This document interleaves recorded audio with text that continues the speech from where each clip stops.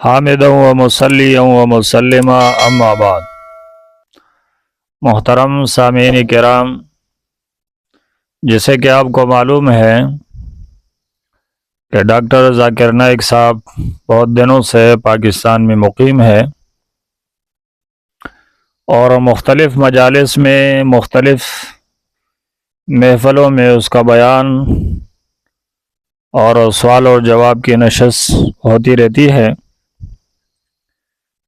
گزشتہ دنوں ڈاکٹر صاحب کا ایک خوبصورت بیان جو کراچی میں ایک محفل میں اس نے کیا، اور بہت ہی خوبصورت بیان، میرے خیال میں وہ آب و زر سے لکھنے کے قابل ہے۔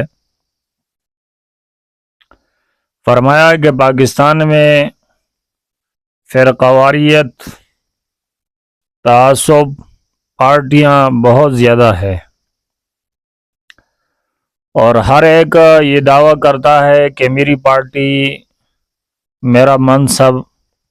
یا ہم سب سے زیادہ اچھے ہیں، اور ہر ایک اپنے آپ کو حق پر کہنے کی دلیل پیش کرتا ہے۔ لیکن اس نے فرمایا کہ قرآن کریم اپنے ہاتھ میں اٹھا کر کہ میرے نزدیک ان پارٹیوں میں سب سے زیادہ وہ آدمی کامیاب ہے، وہ آدمی حق پر ہوگا جس کے ساتھ یہ قرآن ہوگا۔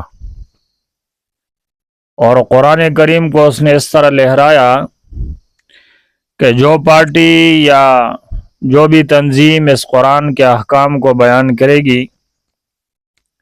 اور عمل کرے گی اور اس کو نشر کرے گی، اس کے احکامات کو پھیلائے گی، میرے خیال میں یہ سب سے زیادہ اور اہم پارٹی ہے۔ تو الحمدللہ ڈاکٹر صاحب کے اس بیان سے یہ بات واضح ہو گئی کہ دنیا میں مختلف مذہبی پارٹیاں بھی ہیں، مختلف تنظیمیں ہیں۔ اسی مذہب کی لحاظ سے جماعت اشاعت و توحید و سنہ پاکستان کے سرزمین پر ایک مایہ ناز جماعت ہے،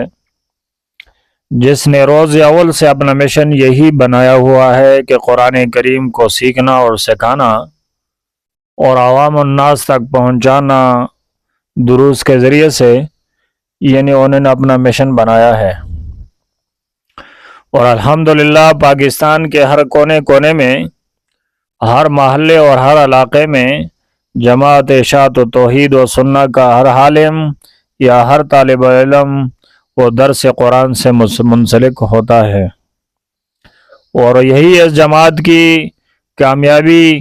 اور وہی اس جماعت کی حق پرست ہونے کی علامت ہے، کیونکہ اللہ کے قرآن کو ان لوگوں نے تھاما ہوا ہے اور بغیر کسی لالچ کے،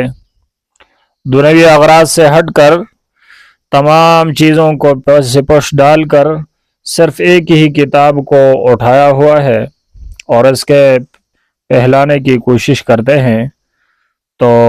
یہ ہے جماعت کی حقانیت کی دلیل۔